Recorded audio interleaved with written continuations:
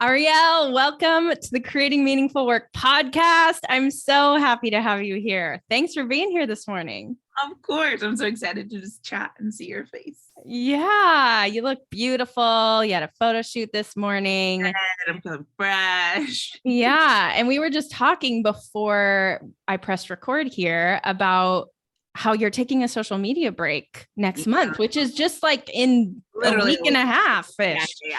And you're an influencer. For those who don't know Arielle, she creates beautiful work and posts it online and does amazing things in the social space. So what does that feel like, taking a break for that long? A month? That's a long time.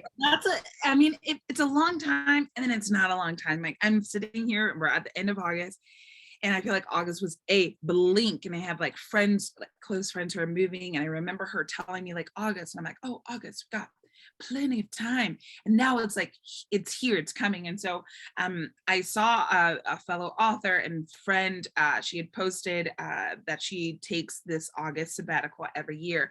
And she did this little like workbook, guidebook to kind of like have other things to do, because what do we do when we're not on our phones? So much. And so she's going to post this guidebook, and I saw that, and my heart like leaped, like I said earlier. It just kind of was like, oh, I feel like, yes, this is calling me. I'm needing this. I've been trying to create a habit of once a week, but it's not enough. I'm getting at a point where I'm just like feeling like not okay, and I'm getting frustrated with the process. I'm feeling not seen, and like algorithm is bleh, and things are all over the place, and it's videos, and it just feels just like I'm just producing and I'm not creating. And when I am creating and I'm excited about it, it's not responding well, and it makes me upset, and I spiral. So I'm excited for this month. Like, I've reached out to my agency, and I'm like, am I okay to kind of take a break here and to not have to be on. And so I feel like I need to clear space, especially I think that she calls it like an August clearing almost. And so I feel like I'm ready for that. I'm ready to just kind of like be off and be away, and come back hopefully feeling a little bit more fresh, and keep a habit of like maybe having this 1 month, can keep my one day, of course, every week, because I think that we just need a day, like we just need a day. Yeah. So, oh yeah, I'm really excited about it. My husband's like, last night he was like, like, you don't have to take a, like, he's just like, so, and I'm like, no, like, financially I'm okay. Like, I can, like, I've been going since, December, January. And I just feel like, yeah, this feels like a good time. Mm-hmm. It's like, so we always like spring cleaning, and we have that mindset, but there's like something so like clearing and pausing about summer too. And I kind of just want to invite that in this season.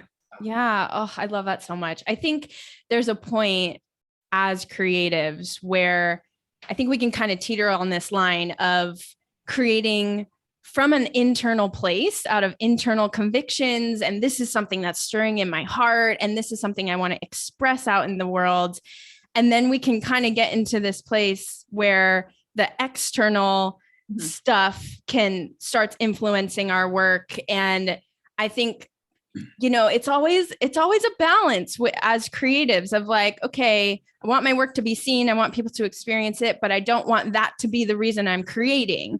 I want it to be from this place of, internal conviction versus this external expectation. Yeah. And so what I hear you doing is kind of like, okay, I need to reset, realign, reconnect with myself. So I'm creating from that full space of conviction and not based on all these external factors. Exactly. And I feel like I did so well, like before, of just like, this is what I feel, and this is what I'm going to post, and then I'm going to share. But because of how much social media is shifting, there's like so much where it's like, if you want to be seen, if you want to have a platform, you got to be doing these things. And it's just like, okay, then I was like, well, how do I do those things authentically as me? And now I'm just like seeing things. And so I think I need a space where I'm not seeing things, because I'm such a soaker, because I'm such a spill, like I'm such a sponge a lot of times. And so I'm seeing things. I'm like, okay, well, she posted that and that got this many views, so let me do a version of that. And now it's not a original, it's just a recreated thing with a little spin of Arielle on it, you know. And so I'm like, I don't want to see it, you know, like I want to be at a space where if I am creating, you know, and I have my little moments of like processing, and I also just like, I want to read, I want to like, and I feel like there's space for that, but like I have to make space for it. And for some reason, a break is going to be the reason why, you know, like, because otherwise I'm just like constantly researching and trying to engage with people, and then also trying to cross my audiences, you know, and things like that. And just, it just is it's a never ending thing. So I'm like, I need to not see it. I need to, Yeah, man, I know the social space is so wild. And I feel like in the last even just 2 years, it's like, oh my goodness, what is going on here? And I just hear more and more from people where we're all just kind of like, we love it, we hate it, we can't get off it. But, and I think we have to be so intentional about taking breaks, whether it's from social media or like creating boundaries around your work, because the world at the pace that we're going at right now that won't just happen by itself. Like it takes intentional boundary setting, like intentional work to really create that spaciousness for yourself to kind of play and flow and read and have that spaciousness that's so important as we create. So, it's wild out there. But that we will have to put a link in the show notes to that guide, that person that you were talking about who has that guide. Because I feel like that's redo it and then share it. I'm assuming this week or next, you know, before she goes off on her own. And I'll make sure. Candace Binbow is her name. And I was like, saw it and I'm just like, that feels good. That feels like, I'm down for that. I mean, it's just so instant. Like sometimes I'm like, oh, I can't take it. I can't. And you know, and that, even that, like giving so much power to this digital space was like, no, you absolutely can. Like, this is your job, but like people take time off, you know, like, but when it comes to this like constantly on space, there's not people telling you, hey, here's your time off, use it whenever you want. You literally are like, no, I'm that boss, you know, like this is the time off. And so, I think it's just, it'll run you if you don't pause from it and take it. Yeah. Oh man. So on this podcast, we talk about creating meaningful work and how we define work, not as a career, but how you find, create, and express meaning and purpose in the world. And we believe, as I know you believe, that when a woman steps into who she is created to be, the world changes for good. And you are such an example of that. And it feels like to me that seemingly you step deeper and deeper into who you are and find ways to express her into the world. And through that, you have made an impact and you inspire and deeply touch people with the words and with the work that you create. Has it always felt that way? Is it as it seems? Because it really feels like that. And I'm curious, like, what roadblocks or what has come up for you over the years of, I guess, what has helped you along that path? And has it always been that way for you? No, it's never as it seems. And it definitely has not always been like that. I did share something, you know, people are like, oh, where does this confidence come from? Like, how are you this way? And I always say, like, being able to walk in that and embody that means that you've experienced a season where you weren't that thing, where you weren't confident, where you weren't aware of who you were, you know, like where you weren't embodied, you know, and fully present and aware. And so I think a lot of it was having years of being disembodied, having years of feeling so small, having years of not knowing who I was or what kind of space I took up, and really living into that smallness in order to know how to step out of it and expand from it, you know?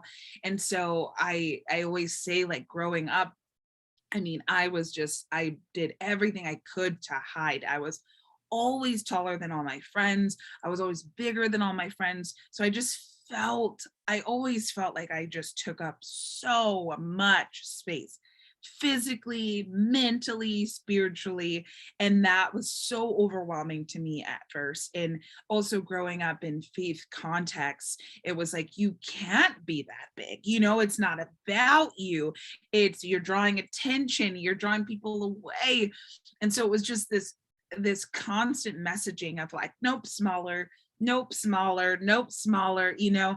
And then that just took flight. Just no, that started to just become overbearing. Like when you make something smaller and smaller, you bury it, you bury it, you bury it. Either something's going to bloom from it. You know, it might be a weed, it might be a flower, it might be a something, but like something's going to come out of you constantly pushing something and burying it. And so luckily it was this sprouting that happened of like, no, I started to get into spaces that I felt more comfortable to like unravel a little bit and take up a little bit more space and be a little bit more assertive in my voice and be a little bit more fluid in my creativity. And those little like unfoldings, did not mean to do that on purpose, but unfoldings really became part of the process of just like, nope, that smallness no longer fits for me, so I'm going to peel that back. That disembodiedness no longer fits for me, so I'm going to peel that back. And really stepping into creativity, stepping into art helped me do that. It was a really safe haven of being able to be someone else, you know, as an actor, as a performer, and kind of hide away in that personhood. So I didn't have to be myself for a second and then be able to come back into my own shoes. And I did that for so long that I started to miss what it felt like to be in my own 2 feet and to be in my own present self. And so I always say that spoken word kind of like helped me step into that vulnerability of like, this is me, this is my story, this is how I process the world. And art really helped me figure out that embodiment for myself. And I remember performing at a coffee shop that I also worked at, and one of my coworkers was like, that is a you up there. Here you have this professional, this put together, this like very, you know, like polite and there's this person here that's still you, but I see you on stage and it's like, whoa, like there she is. And hearing that was like such a beautiful reminder, and also just like this little note that I got to keep, because I was like, oh, that's where I come alive, you know? And so it was then finding places where I come alive and where I could feel like I'm allowed to take up space on stage, you know, like I'm being asked to. And so it became very easy to just take this smallness and blow it up because there was a permission, you know, and a need for it almost. And so a lot of creativity has been a part of me, I say, coming home to myself, or figuring out who I am, or knowing like, oh, I have a gift, you know, I have a something, and I'm allowed to take up space with it, you know, and therefore I'm allowed to take up space too. It's like that listening part is so important, like, and paying attention, noticing you felt alive on stage, like the one step at a time. It just takes so much intentionality. And that's what I hear your journey being like, is like noticing, okay, this doesn't feel right. Okay, unpeeling, like moving in this direction. Even when you're talking about your social media break that you want to take, you noticed, you heard this thing, that this guide, and your heart leaped and you're like, okay, I'm paying attention to that. Like, what does that look like for you to kind of notice and pay attention to that? Because I think it's really easy, especially as we were talking about, our culture is so fast paced, we're so distracted. It's so easy to just numb what's going on or not pay attention to it, or not even realize like, what is it that is making me feel alive, or what is it that's not making me feel good, and taking that seriously, I think, and taking ourselves seriously. What does that look like for you to really take yourself seriously in noticing what feels aligned and not aligned? Yeah, again, coming from a very disembodied, not listening space, knowing full well, like, this doesn't feel good in my body, or I'm not comfortable with that, and ignoring it constantly because of whatever reasons, I had in my head or whatever, lies I was telling myself. So now it's like, I'm a very, very critical person of myself, not usually not of other people. I'm always like, so you're great, you're perfect. And then in my head, I'm like, you suck, and you're and this and this, and so I'm a very critical person. Which also means, I think this is the positive aspect, is which also mean I'm a very aware of what's happening internally, with myself. And so I'm like, this again, like the seeing that, post, and I'm like, I can't post anything this week without feeling like crap about it, like, no matter how excited I was before. And I know that's not me, and I have to like pay attention to that. And so asking myself, those questions of like, this, do I feel like I'm existing and living as my like fullest self in this moment? If there's a limitation to that, if there's a no to that, then why? It's like, oh, because I'm in a comparison spiral. Oh, because I feel like I'm not living up to what I'm supposed to be living up to, in quotations.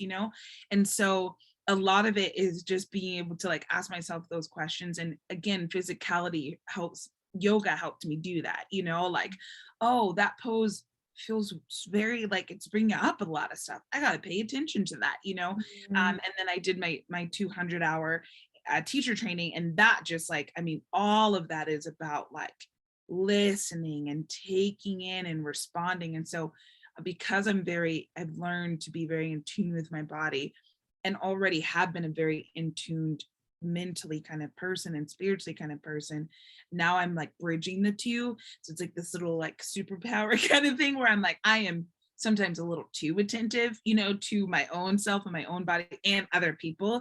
Like, I'm like, there's tension, and any closer and we're all gonna be like swallowing. Like, that's just like how intense sometimes I am. I'm also an Enneagram 4, and so I'm just like, feels, there are feels everywhere. And so, oh my gosh, yeah, when it comes to myself, and so I just am like that.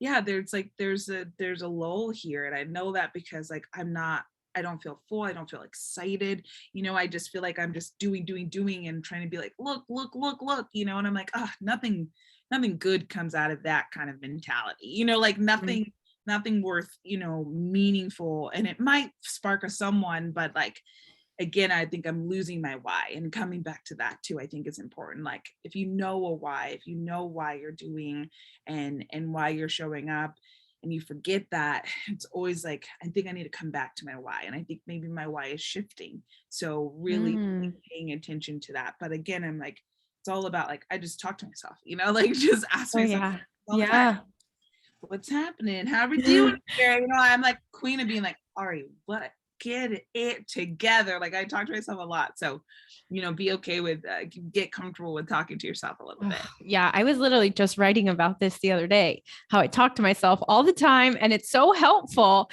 And like, if my husband's in the room or like in the other room and I won't know, even just like, what am I going to make for lunch? And I'm like I'm like, okay, shoot, we don't have turkey. Like, okay. And then the other day I was doing that and he was like, who are you are you talking to yourself? I was like, yes, this is helping me process even just what I'm going to eat. Okay. All the time. It really does. And it's like, I work from home, but my husband doesn't. So sometimes it's always funny in those moments where I'm like, I'm in my own world, and I get startled when I'm like, oh, there's another voice, I'm like, there's another human here. Yeah. Because I was like, in a whole existence right there. And it's always, it's I'm the same way. I'm like, cool, so nope, we're not gonna do that. All right. And then yeah, absolutely. And a lot of it is like just so internal, but like sometimes it's like, if I'm really losing my mind, I need to speak it out loud too. Yeah, it's so helpful. There's so much going on in our heads. Just say it out loud. Even like, I'm going to go into the kitchen to get a glass of water, or else I will go into the kitchen and I will forget what I was doing in there. Then I can like re-listen to myself and be like, oh, that's what I was doing. Also, I have 2 toddlers and they've scrambled my brain, and it's just not a lot right now. Um, but okay, I want to talk to you about your faith journey a little bit, Yeah. because I know that you were a pastor's kid, right? Yeah. Yeah. Still Are a am. pastor's kid. Okay. I was a pastor's kid. My dad is now no longer pastor, but he is a professor at a Christian university. But I was raised in the evangelical, and I know you know this, the evangelical world and all that comes with that. And yeah, I'm curious because I also saw you posted, I believe it was on Instagram, Yeah. a little excerpt from your book that's coming out soon, which is so exciting. Yeah. And it talked a little bit about this. And so I saw that, I was like, okay, maybe I could talk to her about this a little bit on the podcast because she posted this. Yeah. I'd love to just hear a little bit about what that journey's been like, because I know that a lot of the women in our community have come from conservative faith backgrounds and grew up with a lot of good, a lot of beauty surrounding that, but also a lot of stuff that we're unlearning and having to unlearn and deconstruct from. And so I'm curious if you could talk a little bit about that and kind of how that's like played a role in your work, your expression of yourself. Yeah, so I mean, very similarly, like grew up in the evangelical space, both parents in ministry. You know, my parents were both in youth ministry until I was about like 13, and then my dad went to seminary. So we all went to seminary. We all lived there and did that whole process. And then my mom did that whole process. And then we started, you know, they started being pastors at churches and stuff like that. So I've always grown up with, you know, parents in ministry, and church has always been a, you know, not even a Sunday thing, but like a day to day, you know, part of my life. My parents are both still in ministry to different capacities, and, you know, in the Baptist Association, and it's like, you know, their whole world and their whole thing. And I think for me, it's like, I've always kind of teetered in and out of, and I even now like, you know, the whole secular versus Christian, I don't even like that terminology because I think it's way more like, I'm like, people may not be able to see this, but like it's way more intertwined essentially than I so dislike the black and white of secular, sacred. No, like I hate that. I think actually it's all sacred, you know, like but I think actually we might have missed and limited this a little bit. Like I think it might actually all be sacred. So that's like kind of where I'm at now. Like who's someone has a like everything is holy, you know, like everything is like a spiritual playground, you know. And so I think, you know, growing up I've always had these like little teeter spaces of like being at art school and like being so immersed in the arts, and like growing up in that time period it was very like, well, make sure it's the Lord's arts, you know, like make sure it's like the Christian arts. And I'm like, what does that even mean, you know? So even in high school I was kind of like, it's just, I think art is like, how can art not be a holy thing, you know, like how and so I was kind of like, I don't know. And then, you know, being surrounded by, you know, queers people at the time, like LGBTQ community was like always, I'm like, I'm at an art school, you know, like that was always a part of my thing. And it never felt right to like rave for them, like as if something was supposed to change. And so I always was like, that never really felt right. And so I'm at the place where I can recognize these little places where I was like always kind of teetering, and even getting into, you know, college, and I went to a private Christian university, and even, you know, reasoning for doing that. And I don't regret where I went. I loved my college experience, but even the reasons where I went and why I chose to do what I did was so much centered around this. Well, the attention's not going to be on me. Like I can't, you know, draw people away from God. So I can't, you know, being on stage was like a weird thing. And a big thing growing up was like, oh, well, Katy Perry started in the church and now look at her. She's talking about, you know, like kids and girls. And so that was like always like a don't be that, you know. Oh gosh, yeah. And then the pandemic, got married to someone who wasn't in ministry, who wasn't actively in a church, and that like brought up a lot of stuff. It brought up a lot of just like what my faith was and what my faith wasn't, and how could I marry someone who's not this very specific type of Bible verse in the bio kind of Christian. Spiritual leader. There's a spiritual leader, and he listens to Rob Bell, which I also listened to Rob Bell, and it was like these things. And so that kind of broke this, but I love him, and I think he experiences God in a really beautiful way, and why is that not okay? And then the pandemic, Oh and my so gosh, it's wow. like all these different things, and the pandemic kind of like chasmed all of that. And then it was like, what even is church? What even is, this concept of being a part of a community, of a faith-based community? And is it an online experience, or is it my yoga mat? And it was starting to really just undo all those things. And so a lot of people, the deconstructing world was like is and was such a huge conversation. And that word always felt so harsh. It felt so limiting. It felt so burn it all down. And I'm not a burn it all down kind of person. I like to say, like, within both the deconstructing world and also within just in politics, in social justice, it's like there are the burn it all down kind of people. We need those kind of people. And then we also need the people who are like, okay, you do that, you have fun, you burn it all. And I'm going to be over here, I'll wait my turn, because I'm the bridge, and I'm supposed to go through the debris and pick up the pieces and figure out how we get back to whatever this new thing is that we're creating. And I'm a bridge person.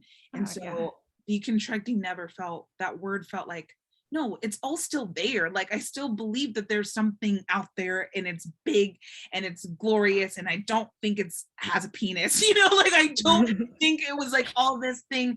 And I still hold on to those things, but at the same time, there's a yes and, like in improv, it's like you respond back to something, you're like, yes, and it's never a no, it's continue the story, give what your partner is giving you and continue it.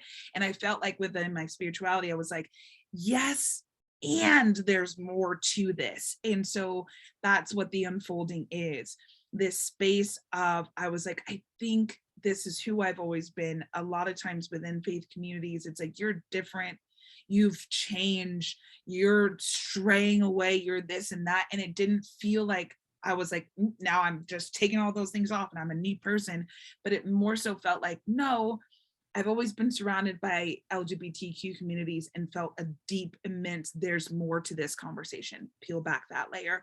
I've always felt like me as a Black person also has to do with my spirituality. Peel back that layer, and it was just like, I can marry someone who does see God differently and who is not active in a church. And yet we still have this, one of my still favorites to this day, conversation about faith and spirituality and the world around us. Peel back that layer. And so that's where the unfolding comes from. And I break it down into 5 different sections, or like phases, if you will. So it's the awakening, the eclipsing, the illuminating, the mending, and the returning. And what I've experienced in those 5 phases. And I think we do that cyclically over and over and over again. It's not like, cool, I unfolded, I deconstructed, I finished, I found myself, I'm confident now, we're done. No, it's like you constantly do that over and over and over again. And so where I'm at now, it's like, like I attend New Abbey when I do go to a physical church. But I also am finding that, like, I went to church for almost 30 years straight. That's a long time. So yes, it is. Sundays, I realize I don't want to be around people. Like, I don't want to talk to anyone, like, I don't show up in a space and be seen. Like, I just want to be in my pajamas. I want to wash my hair. I want to water my plants. And I just want to be. And like, I learned to find, that being a Sabbath, that being a space of rest, of communing with God, with whatever you want to call that, divinity, with yourself. And I needed that. And so that's where I'm sitting at now. Like, even the word Christian, sometimes I'm like, I see so many different examples of like what that means and what that looks like. And I'm like, don't want to be that one. Really don't want to be that one. Absolutely not to that, you know? And so I'm like sitting with this space of like, why does it have to be a terminology? Like, why does it have to be a term, then an identity, you know? And so it's like really refiguring out what that looks like. But I'm like, I love a good worship song, you know, like I still love a good ocean, sadly. Oh, oceans. There's nothing like it. There's really nothing like it. And so, but I also can go to like a Green Bailey Ray concert and also find that as like one of the most beautiful spiritual like churches I've had in a long time. And so I'm sitting in the yes and, you know, embracing the unfolding of like, maybe we can't believe what we believed at 10 years old, you know, because that was a lot to believe, you know, like in the way of just, you know, constantly needing to save ourselves and to save other people. Like, I don't think we were ever meant to have that responsibility. Like that's a lot. And so that's where I'm sitting now in this yes and space, and the unfolding is about that. And it's not about that. And each phase will end with reflection questions, because I don't want it to just be about myself. I want it to be about your story and your experiences in those phases. And maybe they're spiritually based and maybe they're not, you know. I want this to be a space where however people process the unfolding, whatever that looks like for you and for them in that season is what I want it to be. And so, yes. Wow. Yeah. Oh my gosh. I can relate to so much of what you're saying. When I found out that Sunday morning could be like another Saturday morning, I was like, what? This doesn't have to like start at 7 a.m. and go till 7 later than that, even like PM, like full work day. I can actually rest on Sunday. This does not, why didn't anyone tell me this was wild. Okay. But yeah, I think no matter what your faith background, I want to say like 18 things at once right now because there's so many things going in my head. But I think that as creatives and people who are working to, you know, express what is inside them, that is a spiritual act in itself. And I think that, you know, for me growing up in the evangelical church and then kind of being told we're bad, being told that, you know, we're born into sin and, you know, evil and all of this stuff. And I think that that unlearning for me has been really important in being able to trust myself and listen to myself and hear like what we were talking about before, like noticing how you are responding to things, like paying attention to your gut instead of just saying, oh no, I can't trust myself, I'm bad. Like God is the only one with the answers, or people who have closer access to God because they have this education or whatever. But learning how to trust and go back to your home, like you said, going home, going back to yourself, and that God is in there. God is in that, in ourselves, a part of us. And that learning how to trust ourselves is such a spiritual practice. Yeah, absolutely. Yeah. Glennon Doyle calls it the knowing. In other spaces, we call it discerning, we call it wisdom, you know, intuition, all the same things. But it's like trusting this like innate thing that sits inside of you, that lives inside of you, right? Like you can take that phrasing and mold it all together, and we're all saying the same. We're all saying the same. Like, yeah, a lot of it was, you know, when it came to getting married, I was being told that I can't trust I can't trust myself. You know, you're romantic, so you kind of, you know, get lost a little bit, or like, I don't know if you fully know what you're getting yourself into. And I mean sick with not trusting my own voice, my own decisions.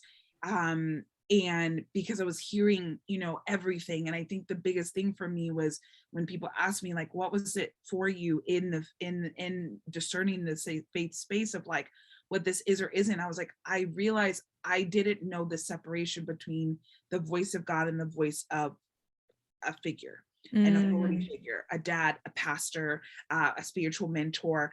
And that line started to really blur. And so it was like, is this God? Is this my dad? Is this God? Is this my pastor? Is this God? Is this a spiritual mentor? And it was like, okay, all of it needs to hush then. And what is that like still small whisper? What is that still deep knowing sitting in my gut? That is God. That is listening to myself. That is, and so, but it was, hard, really, really, really hard to get to that point. But I was like, no, I can trust myself, like, and I had a lot of like melodies and poems, and all of which are like in the book. But one of the biggest thing was like, I just was like, they can say all they want. They can shout all their fears. They can throw their doubts in, but I can sort my truths out. Good thing I know who I am. Good thing I know who I am. Good thing I know who I am. And I had to like sing that over myself. Like, you know who you are. You know what you do and do not believe in. You know where your feet are and how to stand grounded in that. You know how to trust yourself and who to love and how to love. You know where God lives and God breathes in you, around you, and how to be with people in that, whether they acknowledge it's a God, it's a universe, it's a whatever or not. And I just had to, good thing I know who I am. I know who I am. I know who I am. I know who I am. And that became like my mantra, like that became like my grounding place. So whenever I had to have a conversation that was really tense, like, I know who I am, I know what I'm standing for, I know what I'm doing. And it was like, but I had to like undo so much, like you said, to like, I can trust myself, like, because so much of what our, learning and indoctrinating was that we can't, we're this, we're that. And I'm like, no, like, why create me then if I'm just a ball of meaningless chaos that's just wreaking havoc all over the place? No, like, there has to be something else there. Yes, and yeah, I messed up. Yeah, I hurt people. Yeah. And I can still trust that I'm doing good. I can still trust I'm a person with intent, and with morale and with ethics. And I know who I am, and so a lot of it was just like months and months and months of just like, I don't know, getting down to like, it came to where I was like, I don't even know what to eat, like, I don't even know what to do, like, I don't know, can't trust myself, so, but it was like, no, yes, I can. And I love in Untamed, Glennon calls it the knowing. And I will never ever forget that. Like, we call it so many different things, but it lives here, and you can trust it. Yeah. I feel like we need like a 10-minute time of silence after that to take it all in. Goosebumps all over my body. Yes. Thank you so much. This has been such a wonderful conversation, and yeah, I cannot wait to read your book and to dive into this stuff more. We have about a minute left here. Unfortunately, I want to like keep going. I wish we had more time, but can you, Arielle, tell those who are listening where to find you, where to connect with you? Also, any info on when your book is coming out or how we can be engaged in supporting you in that? Yeah. So spring of next year is the goal for it coming out. So look for a book, look for audio version of it, which will be my voice. I'm like, Yay! Andrews to do it, then it's got to be me. Gotta be you. And then I'll be taking some of the pieces and turning it into a spoken word album too. So there will be lots to come next year. So look out for that. All my Instagram, just my name, Arielle Estoria, and my website. Again, taking the August sabbatical. So feel free to join my email list. I will be sending out one little email next month, and that will be it. And all those things are on my website, which is just ariellestoria.com. And yeah, for poetry that I already have, you can find that on iTunes and Spotify. Amazing. Thank you so much for your time, your heart, for sharing all of it with us. I so appreciate you, friends. Thank you.